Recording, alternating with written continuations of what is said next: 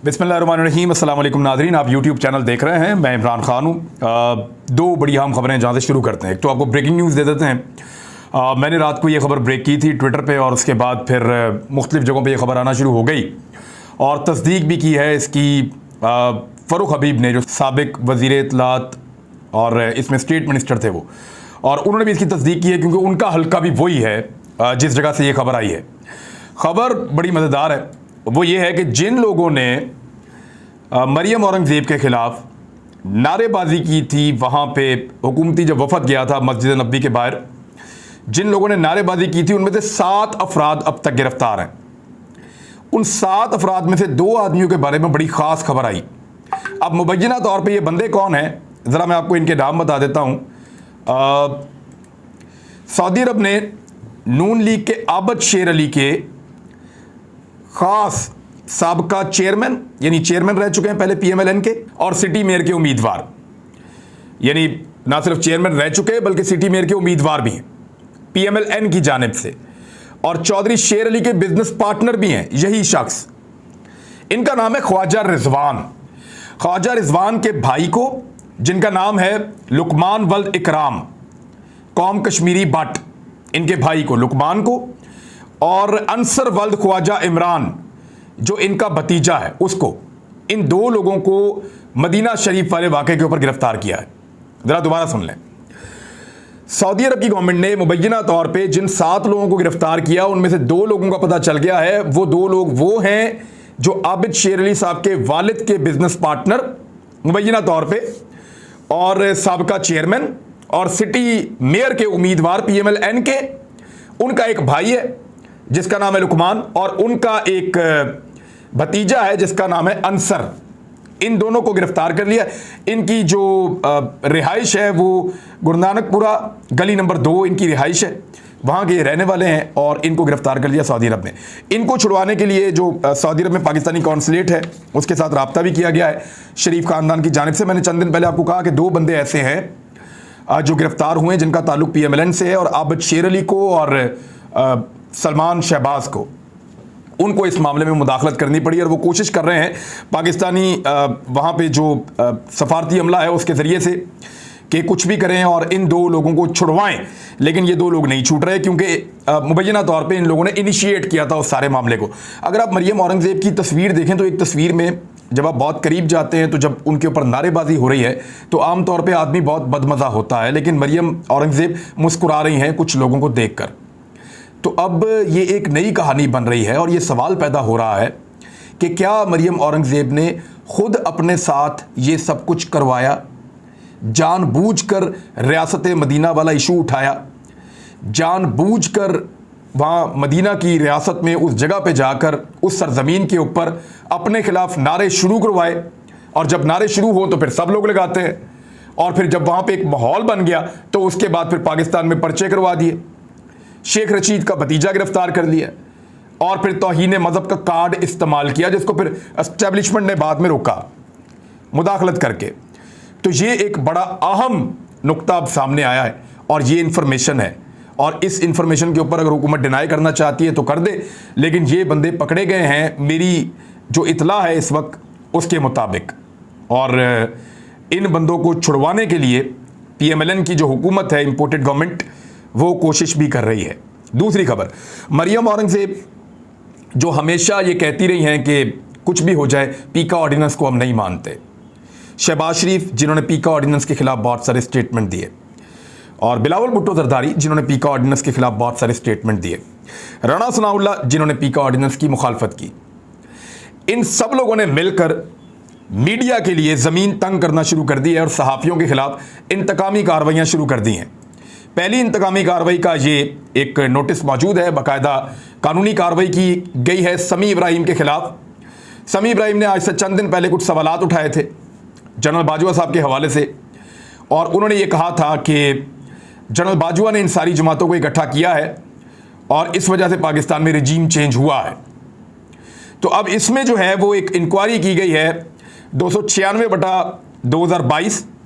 FIA ने उनको समन कर लिया है और उनको बुला लिया है और उनके ऊपर एलिगेशंस लगाए गए हैं, और मज़े की बात यह है कि उनके खिलाफ जो इंक्वायरी इनिशिएट की गई है, जो मुकदमा बनाया गया है, वो सेक्शन 20 ऑफ पीका ऑर्डिनेंस है, यानी पीका का कानून है, उसी के तहत, पीका के कानून के तहत ही उन्होंने ये मुकदमा दर्ज किया एफआईए ने, और उसी की बुनियाद के ऊपर समी इब्राहिम को बुलाया कि आओ आकर इंक्वायरी भुगतो।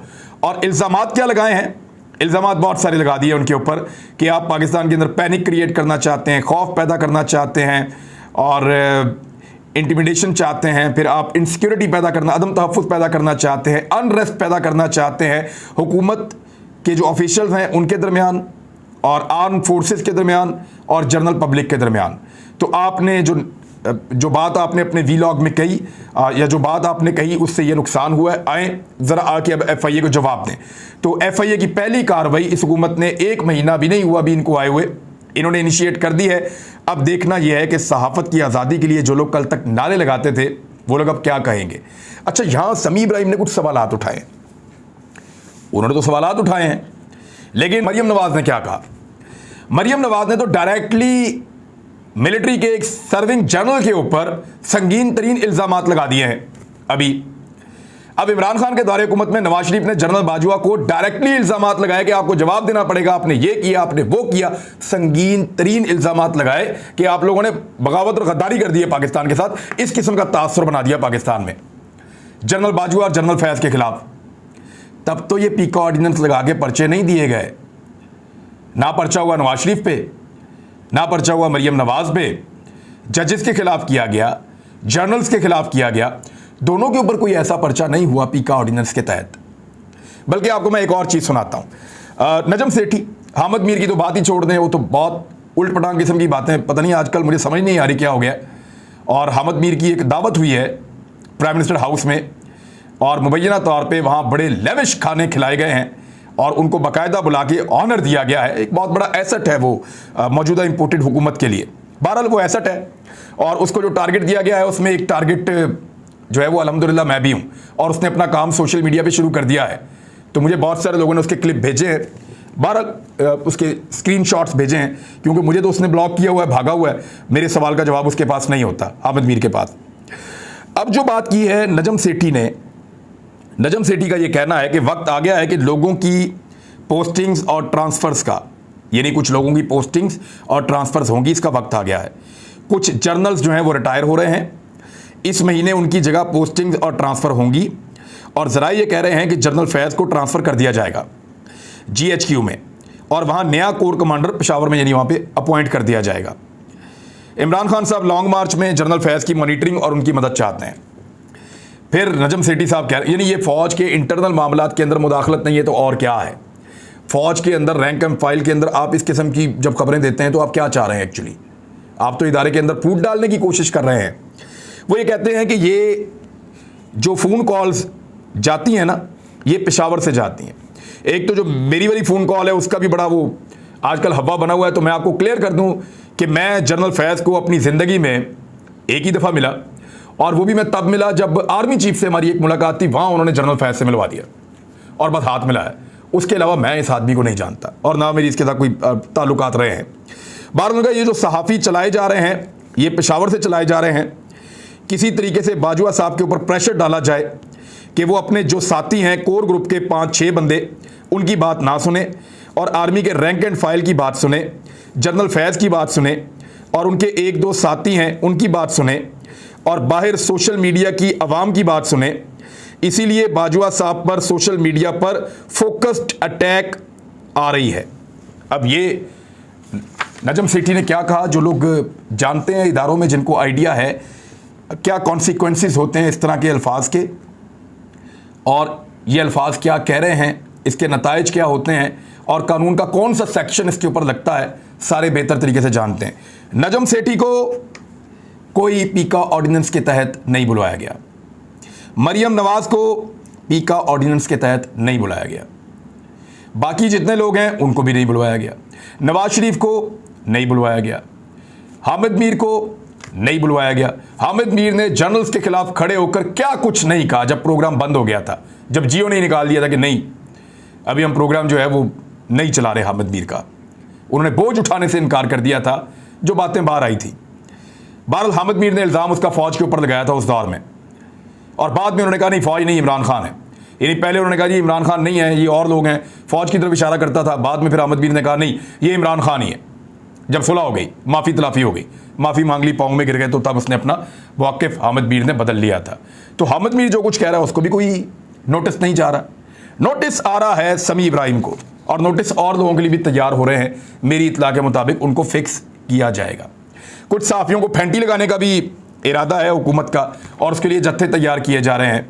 और जो एक मुझे आज इन्फॉर्मेशन मिली उसके मुताबिक मॉब इकट्ठा होगा, और मॉब की आड़ में कुछ लोग बीच में शामिल किए जाएंगे, और उनके ज़रिए से सहाफ़ियों के ऊपर हमला किया जाएगा और उनको मारा जाएगा। शॉर्ट लिस्ट कर लिए नाम उनके, बहरहाल देखी जाएगी जो होगा।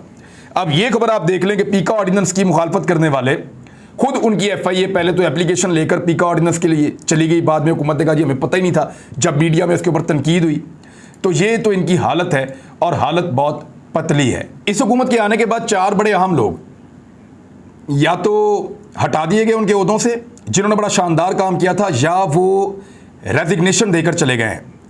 इनमें FBR के जो चीफ हैं उन्होंने ऑल टाइम पाकिस्तान के अंदर जो टैक्स कलेक्शन किया वो बड़ी शानदार की, सब उनकी तारीफें कर रहे थे, लेकिन उसके बावजूद इन्होंने हटा दिया। स्टेट बैंक ऑफ पाकिस्तान के गवर्नर हैं, उन्होंने एक्सीलेंट हैंडलिंग की थी कोविड के दौरान भी, और बहुत सारे मामलात में मॉडर्न इनिशिएटिव्स लिए थे, उनको भी हटा दिया। और PTV के MD उन्होंने रिज़ाइन कर दिया, हालांकि वो इसको PTV को लेकर आए और ये मुनाफे में जा रहा है। अब चेयरमैन वापडा, उन्होंने बहुत ज़बरदस्त काम किया। इमरान खान साहब ने उनको एक्सटेंशन दी थी दोबारा काम करने के लिए। बहुत शानदार आदमी थे, उन्होंने कहा इस हुकूमत के साथ मैं काम नहीं कर सकता, वो भी छोड़कर चले गए हैं। तो लोग बहुत मायूस हैं, लोग इस हुकूमत के साथ काम नहीं करना चाहते। दूसरी जानिब महंगाई का एक बहुत बड़ा तूफान है, और कोई इसके ऊपर बात नहीं कर रहा, कोई माइक लेकर बाहर नहीं निकलता। आटे और यूटिलिटी स्टोर्स पर मुख्तलिफ अशिया की कीमतों में बहुत ज़्यादा इजाफा हो गया है। फ्लोर मिल्स जो हैं उन्होंने आटे की कीमत में इजाफा कर दिया है। आटे का जो 10 किलो का थैला है उसकी परचून कीमत 650 रुपये, जबकि यानी 650 रुपये का मतलब है 1300 रुपये कर दी गई है, जबकि 20 किलो थैले की जो कीमत है वो 1300 रुपये कर दी गई है। ये 1100 का था। रमज़ान पैकेज के लिए फ्लोर मिल्स को 1400 रुपये फी मन सब्सिडी जो है वो सरकारी गंदम देकर 10 किलो आटे का थैला जो है वो कम पैसों में फ़रोख्त करवाया जा रहा था, लेकिन वो भी किसी किसी को मिल रहा था। और ईद की छुट्टियां ख़त्म होने के बाद वही जो स्टॉक की हुई चीज़ें थी उनको वापस महंगा कर दिया गया है, और सरकारी गंदम का कोटा मुकम्मल तौर पर बंद कर दिया गया है। हुकूमत ने गंदम बंद कर दी, जिसके बाद फ्लोर मिल मालिकान को ओपन मार्केट से गंदम खरीद कर आटा तैयार करना पड़ रहा है, जो उनको बहुत महंगा पड़ रहा है। लिहाजा इस वक्त 2330 रुपये तक गंदम दस्तयाब है, तो उन्होंने कहा जी हम आटा सस्ता नहीं दे सकते। मुख्तलिफ अशिया की कीमतों में इजाफा हो गया है अब तक, जिसमें दालें हैं, बेसन है, खजूर है, शरबत, चाय की पत्ती, ऑयल और दूध में इजाफा कर दिया गया है। ये नोटिफिकेशन जारी कर दिया गया इन चीज़ों की कीमत में इजाफे का। अच्छा, मुख्तलिफ ब्रांड के कुकिंग ऑयल और दूध की फ़ी लीटर कीमत में अब दोबारा से 20 रुपये फ़ी किलो का इजाफा हो गया है। यानी पहले वाला इजाफा अलग है, ये दोबारा इजाफा हो गया है। मुख्तलिफ ब्रांड्स के शरबत की जो 1500 जैसे रूह अफ़ज़ा की बोतल होती है उस पर 51 रुपये तक उनको महंगा कर दिया गया है। चाय की पत्ती जो है वो 190 ग्राम की कीमत में 12 रुपये, 190 ग्राम बहुत थोड़ी सी होती है, 12 रुपये का इजाफा कर दिया गया है। तो अब आप यानी 50 रुपये तक का इसका भी किलो पे इजाफा है। अब आप अंदाज़ा कर लें कि क्या सूरत हाल पैदा हो चुकी है। जो गंदम की पैदावार है उस हवाले से पाकिस्तान तैयारी कर रहा था कि रूस से गंदम लेकर आएगा। इमरान खान साहब ने बंदोबस्त किया था कि 30% सस्ती गंदम आ जाएगी, हम गंदम के बहरान से निकल जाएंगे। लेकिन इस हुकूमत ने वो सारा मामला रोक दिया। गंदम बहुत महंगी हो जाएगी और दस्तयाब नहीं होगी इस साल के आखिर में, जो साल आने वाला है। ये मैं आपको पहले बता रहा हूँ, ये एक बहरान है, इसको संभाल के रखिएगा। इस क्लिप को मैं आपको याद दिला रहा हूँ कि साल के आखिर में गंदम का बहरान खुदा न खास्ता हमारे दरवाजे पर खड़ा होगा, क्योंकि इस हुकूमत ने इस मामले के ऊपर बिल्कुल तवज्जो नहीं दी। दूसरी जानिब एक खबर चली है, और ये ज़राए से चली है, और ये खबर चलाई है एक्सप्रेस न्यूज़ ने। उन्होंने कहा कि जो साबिक खातून अव्वल उनकी जो करीबी सहेली फराह खान जो करप्शन के इल्ज़ामात का सामना कर रही है और इस वक्त दुबई में मौजूद है, उसने सामना करने के लिए इल्ज़ामात का पाकिस्तान आने का फ़ैसला किया है। ये बड़ी अच्छी बात है। आए, गिरफ्तार करो, पकड़ो, इंक्वायरी करो। अगर वो ज़मानत ले ले तो ज़मानत ले ले, अगर उसको गिरफ्तार करना है तो गिरफ्तार करो। कानून सबके लिए बराबर होना चाहिए। पता करें कि उसने वाकई करप्शन की है, अगर की है तो साबित करें और साबित करके उसको जेल में डालें। इससे बेहतर बात हो नहीं सकती। लेकिन क्योंकि इस नाम को इमरान खान साहब को डिफेम करने के लिए इस्तेमाल किया जा रहा था, मेरे ख्याल में बेहतर यह है कि वो आए और आके सामना करे, और अगर तो ऐसा है तो ये एक अच्छी बात है। और दूसरी मुझे आपसे आखिर में गुजारिश करनी थी कि मेरे नाम का एक टॉप ट्रेंड चल रहा है पाकिस्तान में ट्विटर पे।